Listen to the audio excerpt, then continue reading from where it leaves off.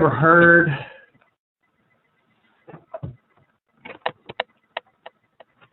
the phrase Heil Hitler? It was often accompanied by this insignia. Heil Hitler. What do you think? What do you remind me? What do I remind you of now? The Nazis, right? The Führer, Hitler. This week, if you didn't know it, is Remember the Holocaust week. Remember the Holocaust. And if you didn't know it, it is directly related to the Bible. The Holocaust is directly related to the Bible and the angelic conflict. I want to look at Genesis 12. We're going to talk about some points on the Holocaust. And already you said, well, I don't want to think about the Holocaust. Too bad. It's the facts of history. And I'm going to tell you, our young people are not getting taught this in school. No one is talking to them about this because, you know why? The Holocaust had to do with a dictatorship, exactly what the present administration is trying to install. And so our kids are not getting taught the vileness of a government that is overpowered. And we're going to look at it tonight, what happens in nations that are anti-Semitic and dictatorships. Genesis chapter 12. Now the Lord, Yahweh, had said to Abram, and so we have Jesus Christ. He's talking to Abraham, and he's going to give him the Abrahamic covenant, the promise. Get out of your country, from your family, and from your father's house.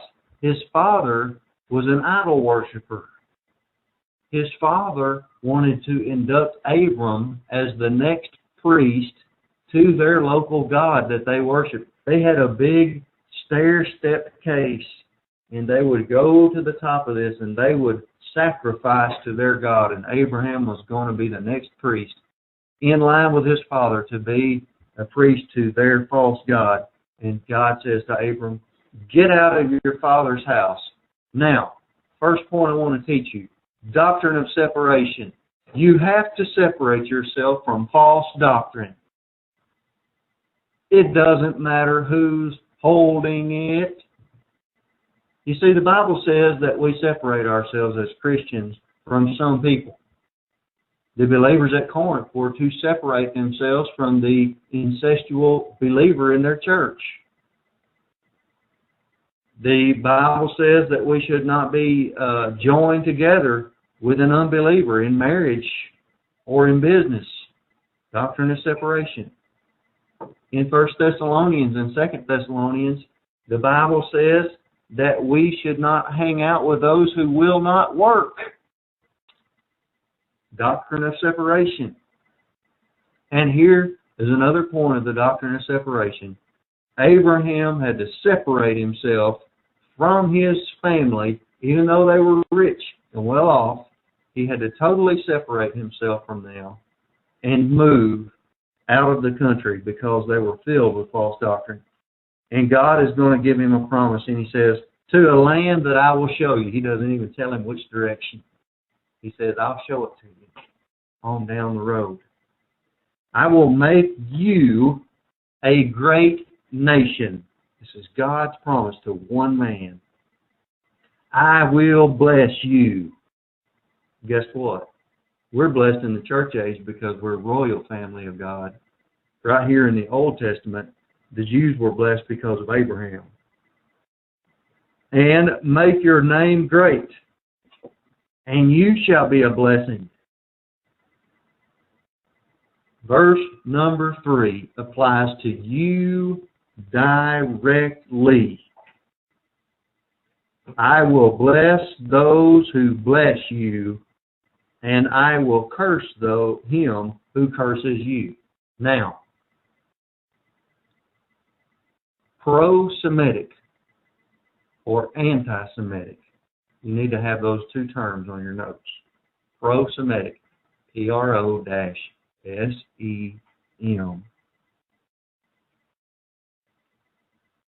I-T-I-C. Pro-Semitic.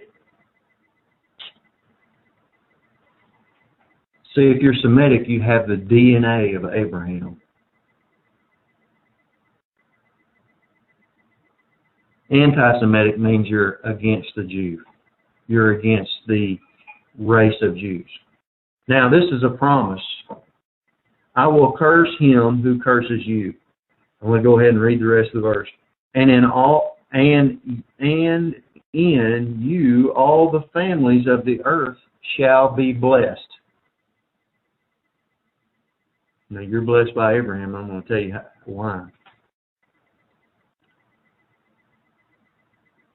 Does it say if Christians will bless the Jew, that God will bless them?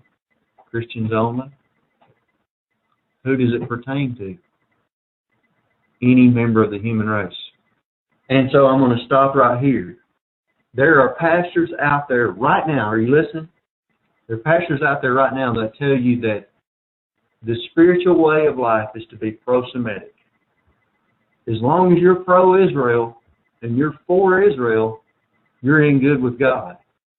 And you're a spiritual man. But did you know it has nothing to do with a spiritual life?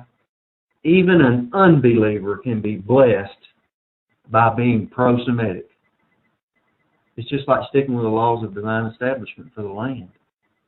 If you'll uphold volition, marriage, family, and patriotism, you can be blessed in a nation and be an unbeliever. And it's the same way with your attitude towards the Jewish people. You don't have to be a Christian to be blessed by being pro-Semitic.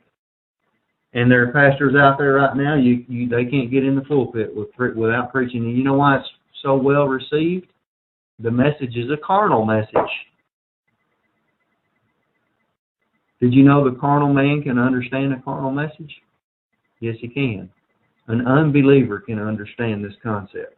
And so it's so well received by the masses of people because it's falling on ears that are carnal. They can understand spiritual truths. When you start talking to them about the new man and the pneumaticus man and the faith rest drill and rebound and the concepts that have to do with the Christian way of life, guess what? They say, Brad, that doesn't mean anything to me. You know why? Old man function, no spiritual vocabulary, and no frame of reference. That's what we talked about on Sunday. And so this concept, pro-Semitism, relates to the whole human race, believer and unbeliever.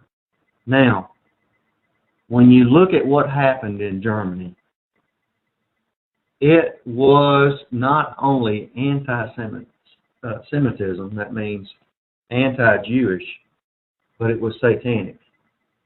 Because God also made more promises to the Jews. He had several covenants with the Jews. They are to set up the kingdom in Israel, and God is going to give them the land. And He's going to fulfill a lot of promises to the Jews. And Satan would like nothing more than to prove God a liar. God, you can't fulfill your promises. And you know how Satan is sought to make God a liar? Get rid of the Jews. If there's no Jews left, guess what? God is a liar. Therefore, He is not God, and therefore Satan does not go to the lake of fire.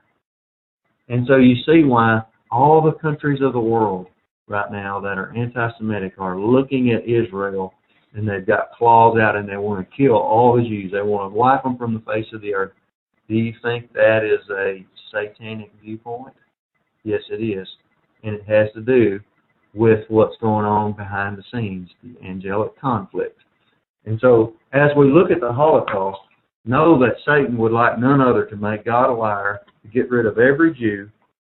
And we see here how Hitler was more than likely possessed by Satan, and his anti-Semitism was evident. Hitler's solution to the Jewish problem evolved in stages. each progressively more evil. In 1933, the Nazis had been content with the boycott and the looting of Jewish shops. That destroys the first divine institution, freedom. Occasionally, stores were vandalized and Jewish owners beaten. 2 years later, the enactment of the Nuremberg laws deprived the Jews of their citizenship. Guess what? Divine institution number 4, patriotism, destroyed. Their businesses, their most basic civil rights. The Jew ban went into effect. The law forbade Jews to engage in professions. They no longer could frequent theaters, museums, and other public places. Shopping was restricted to certain stores during certain hours. That sounds kind of like what happened to the black people here in the United States at one time. Jews could only have Jewish names. Those that had been given Teutonic names at birth were required to add the name Sarah or Israel to their name. Intermarriage between Jews and Aryans was outlawed. The Aryans were the so-called German superhumans.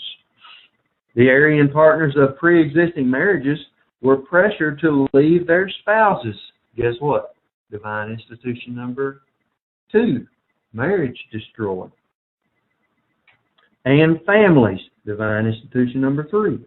Jewish children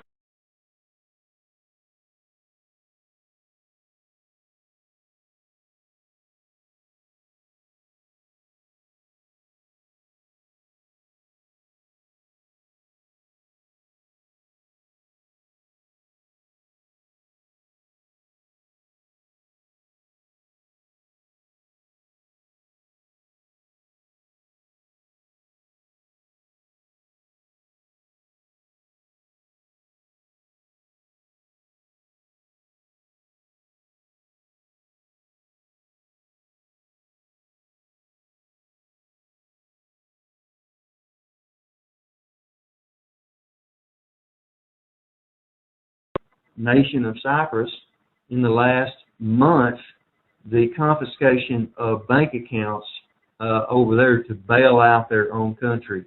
And so we see this in Nazi Germany. You say, yeah, but that was under Hitler. That was a long time ago. The situation is nearly perfectly paralleled in the world right now, the same way it was when Hitler was alive.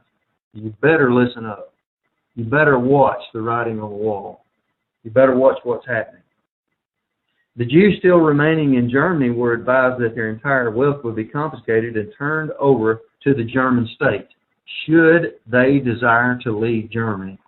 At the same time, the Nazis contrived a plan to hold all German Jews as hostages, pending the payment of a ransom of 1.5 billion Reichsmarks. Geneva, Switzerland was to be the site of the negotiations for the ransom to be paid by the world Jewry. However, after the occupation of Czechoslovakia and the invasion of Poland, the Germans broke off negotiations. In other words, they were going to blackmail the rest of the Jews around the world by holding the Jews in Germany hostage and saying, you pay us 1.5 billion Reichsmarks or we're going to kill them. After they didn't get their money and they invaded these foreign lands, they had to call it off.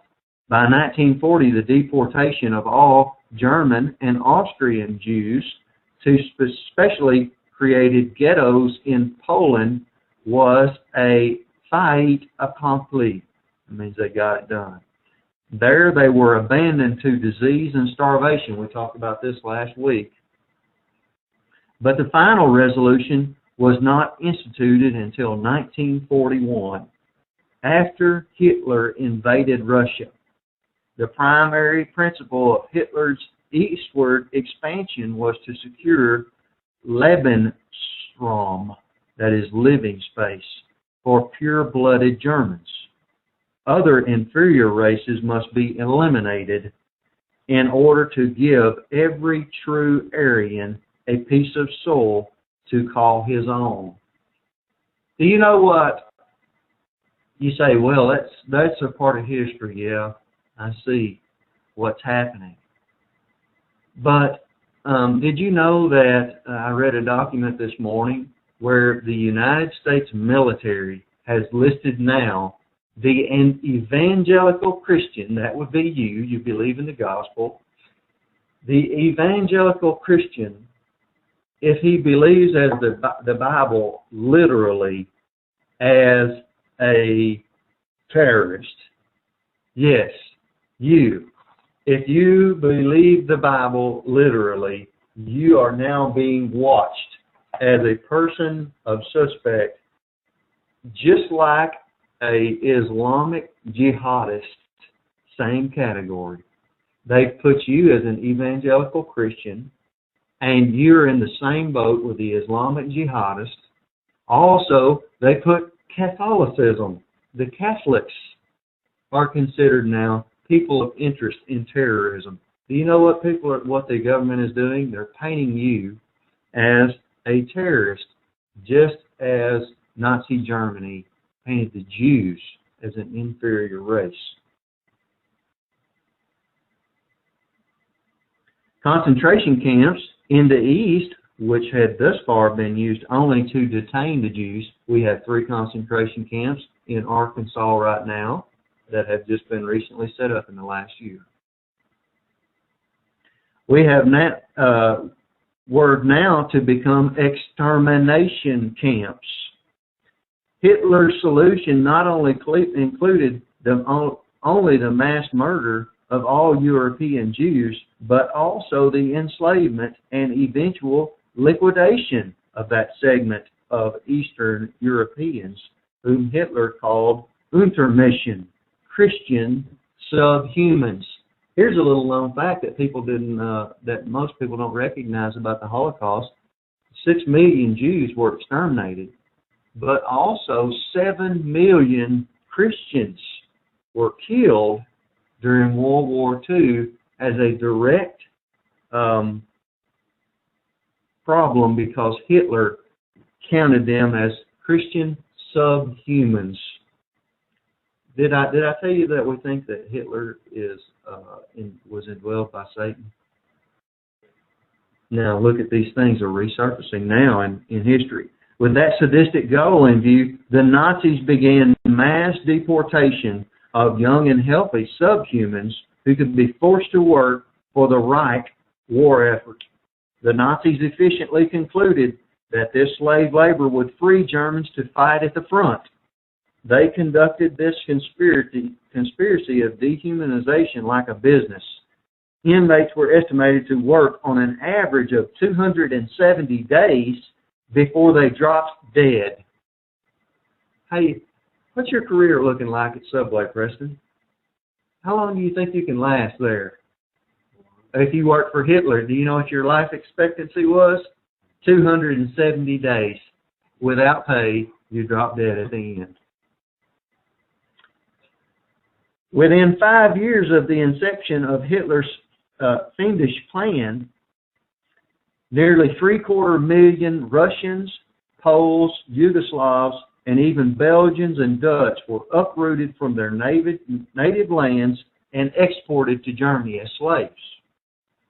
Slave labor camps became commonplace over the countryside of Germany and German-occupied territory. Here these captives of the Nazis were underfed and overworked by their German masters until they became weak and ill. Special task forces were created for the sole purpose of expediting the extermination of the now useless slave laborers. These brutal units were composed mostly of Nazi Party members who had volunteered for that job. Our only hope as American citizens, as Bible believers, as gun owners, is for policemen and women and for military men and women to vow to make an oath to the Constitution, to say we will uphold and protect the Constitution of the United States. If our law enforcement officials will do this, we can survive. If our military people will say, we will uphold the Constitution of the United States, we will never lose our guns, and we will never lose our right to free speech. And also, under Amendment number 4, the police cannot come into your home. And so we have in Germany, the Nazis were loyal to Hitler and not loyal to the law. In the Eastern conquered territories, the systematic elimination of the Jews and Christians came in the wake of the invading Wehrmacht, special action groups. Hitler's executioners, each group under the command of a general of the army, followed the occupation forces, rounding up all known Jewish and Christian undesirables. These expendables were marched to a deserted area and forced to dig large pits or trenches. With their graves ready, they were ordered to undress and line up to be mowed down by machine guns. The dead were bulldozed into mass graves, and the wounded among the corpses were buried alive. But the slaughter was not swift enough to satisfy the Führer. Germany and Europe had to be rendered Juderen, or purified of the Jews, in a more efficient, less costly, and less tedious way. This brings up another point. The Department of Homeland Security has procured 1.6 billion rounds of ammunition for their defense force in America. That's 1.6 billion rounds. That's 5 rounds of ammunition for each member, each citizen of the United States. That means there's 5 bullets for you. 5 bullets for you, 5 bullets for you. Department of Homeland Security is not arresting illegal immigrants right now.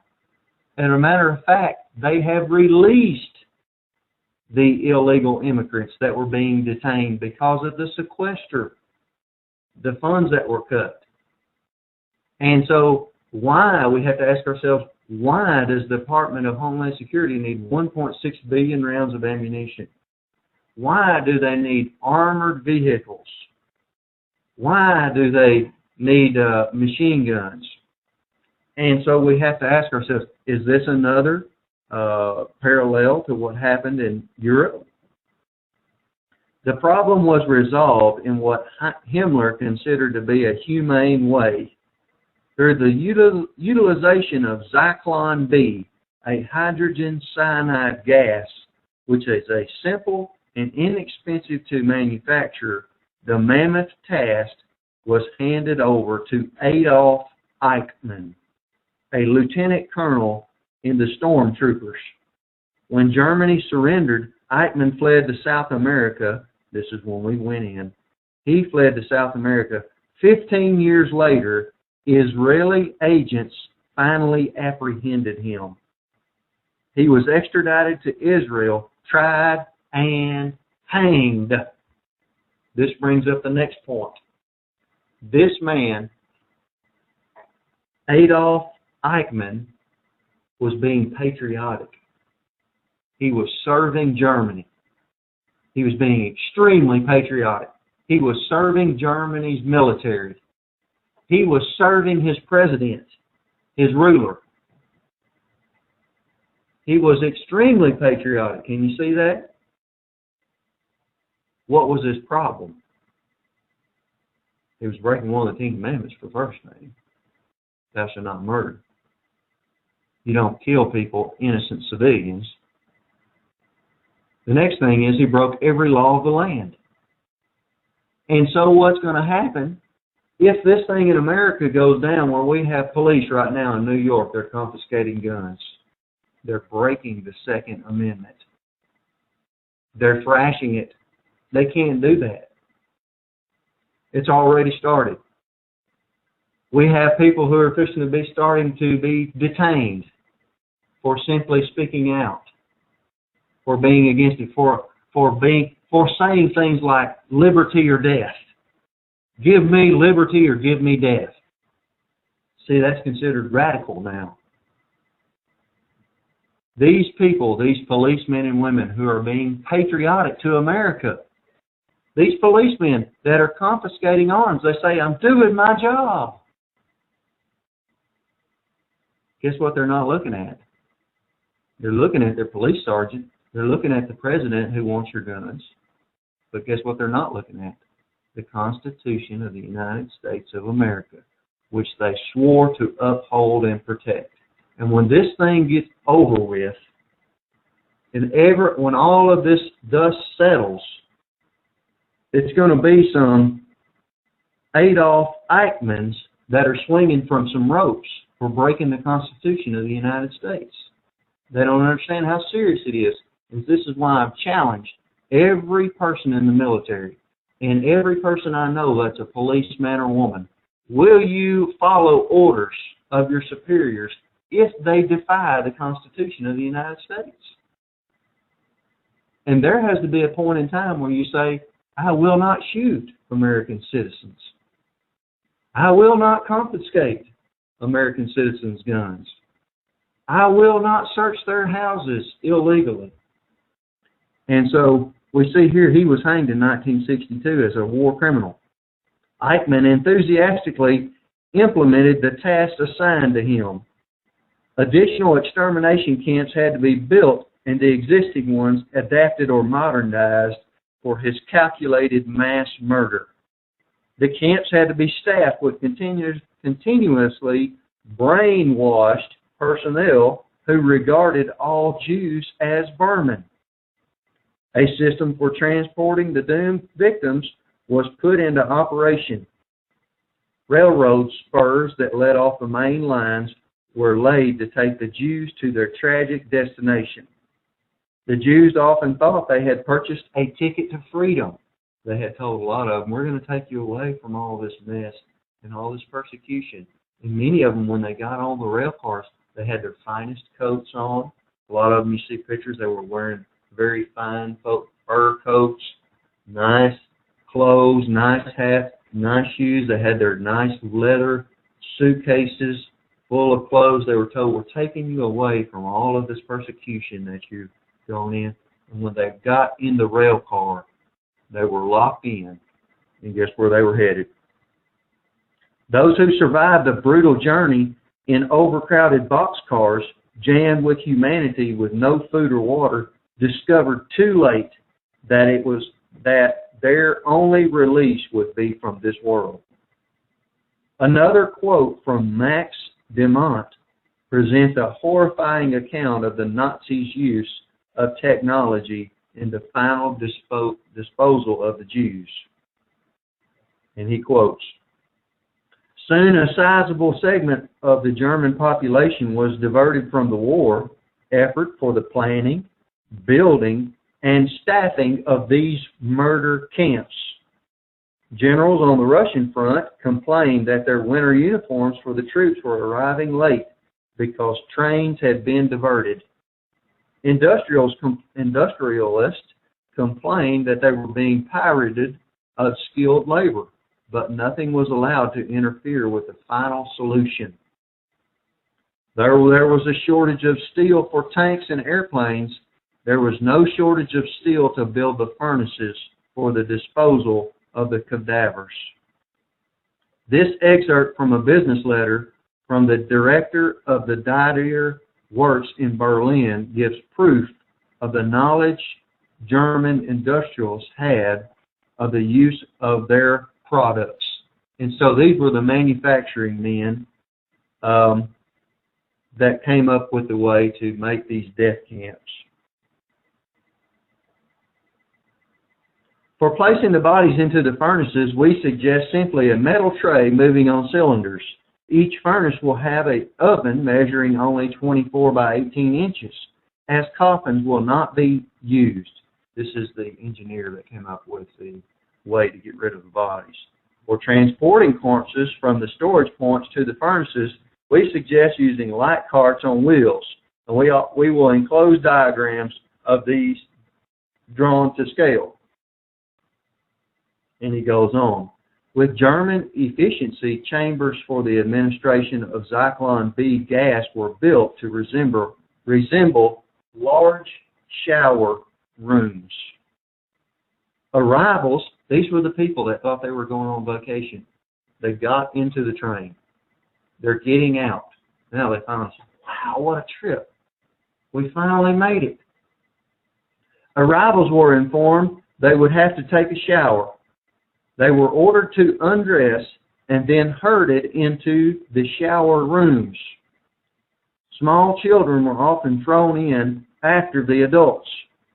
The steel doors to the gas chambers were shut. The blue Zyklon B crystals were then funneled in through the large holed shower nozzles into the sealed room.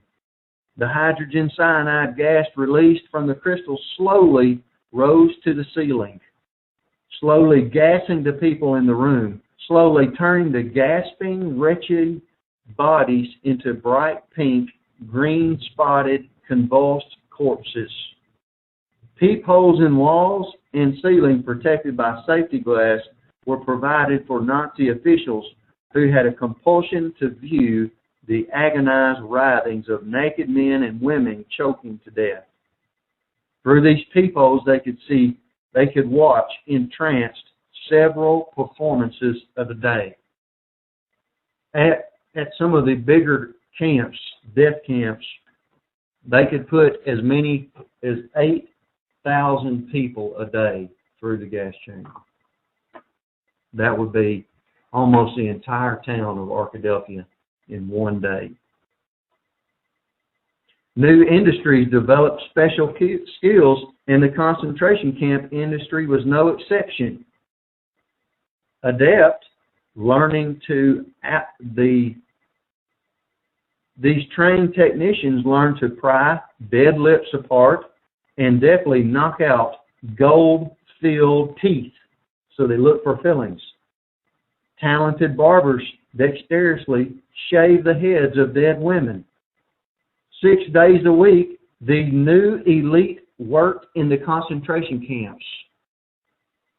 On Sunday, they rested, went to church with their wives and children, and after church, talked with horror about the Eastern Front, where Russians were killing German soldiers. You see anything about that that's interesting? These people were not only patriotic, they believed they were serving their country by working in death camps. They went to church on Sunday with their families after working at these camps. Do you think the pastor was teaching any doctrine there? Liberal-minded pastors, politically correct, don't rock the boat, don't say anything bad. I'm going to tell you what, I will gladly be detained telling the truth. And I will not be a pastor to one of these death camp workers. At the Auschwitz concentration camp, 7,000 Germans were thus employed. Here, 17 tons of gold were collected from the teeth of the dead. 17 tons of gold. The hair from the shaven heads was used in the manufacture of cloth and mattresses. The ashes of the bodies were used as fertilizer for the German victory gardens. Fatty acids were salvaged for the making of inexpensive soap. All of these details, of course, were kept in strict secret until after the war, when the appalling truth was discovered. The Nuremberg trials revealed barbarous cruelty, sadistic medical experiments practiced on countless victims whose sole crime was their Jewishness.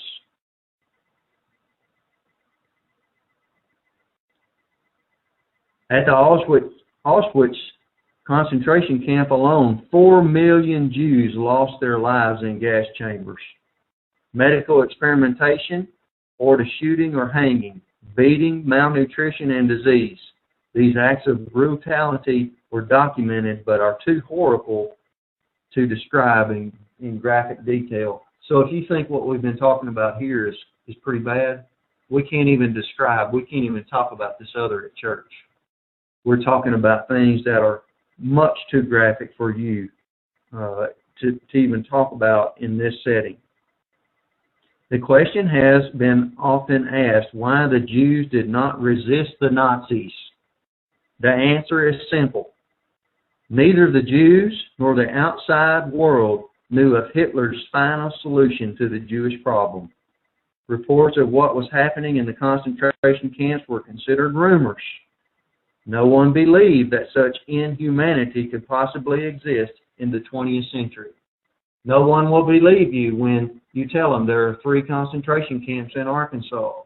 No one will tell you that when you have Mayor Bloomberg in New York City that wants to confiscate guns right now, that people ought to be fleeing New York by the droves, getting out of that place because it is fixing to become a war zone because of the laws that are being implemented there.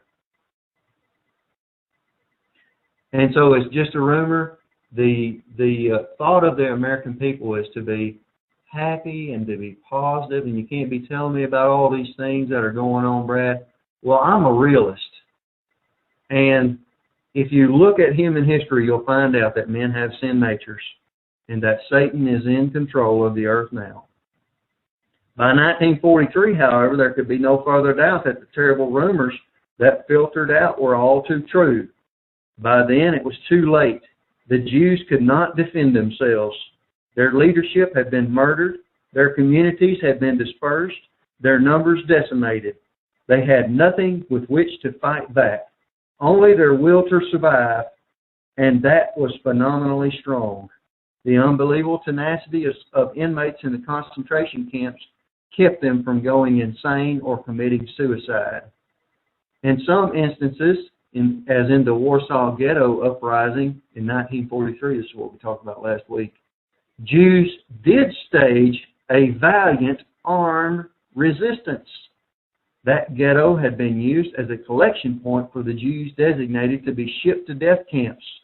Against overwhelming odds, the Jews held out for 6 weeks and even routed the Nazis.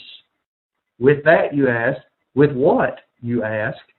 With weapons, many of them outdated, that they had obtained through bribes, raids, and Jewish ingenuity.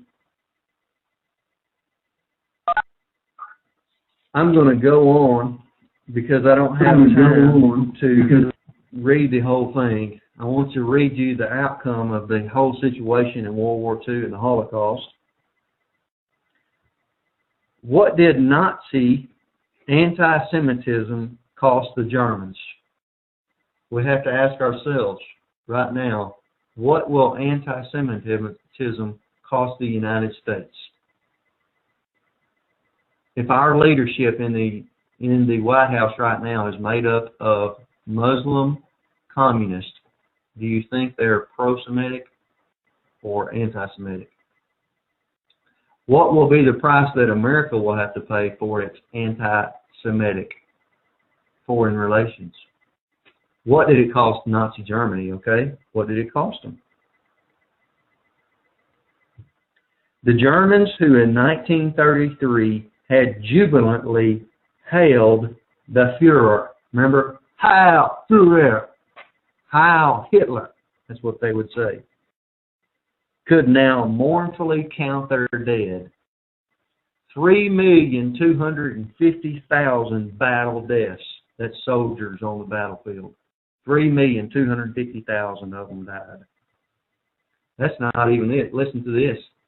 3,350,000 civilians. That's people like you and I sitting in their homes. It cost 3,350,000 civilians dead. And some 500,000 wounded. Over 20,000 buildings.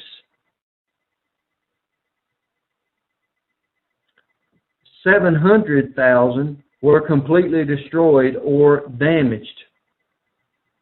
The Germans, who time after time had complained to the world that they were destitute, somehow found $272 billion to spend for their 6-year war.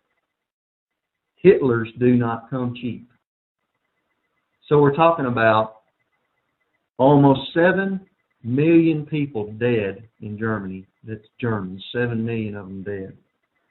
And $272 billion is what they had to pay to be anti-Semitic. All the atrocities cannot be described in this brief space, yet you should be aware that the United States of America was spared the like cruelty by bravery of our fighting men who have ensured our freedom and secured our escape from a similar fate. I would like to say to you, I am proud of my forefathers. My great-grandfather fought in World War II, and I'm trying to learn more about it, but he was in the Navy, and he was part of knocking down the forces that were trying to take over the world in World War II. They would have certainly came to America. This is one reason I frequently honor the military from this pulpit. Their sacrifice has preserved our right and our privilege to assemble and study the Word of God daily. Thank God for those heroes and pray for our men in uniform as you have never prayed before.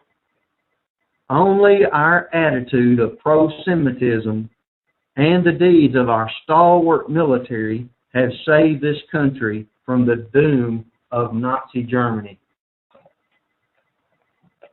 And if we want to make application today, only our attitude of pro-Semitism as Christians and that of our military and leadership. And I want to tell you what, we've got some great leadership in Arkansas. They're protecting us. Are going to deliver this nation. And so there's two factors that you need to write in your notes for a nation. The first factor is the spiritual factor. If you're going to preserve a nation, you have to have the spiritual factor. That is the salt of the land. And then the second factor is military victory. A nation has to have a strong military. And the military is used to win wars, not on our soil, but on foreign soil. On our soil only if we were to suffer an invasion.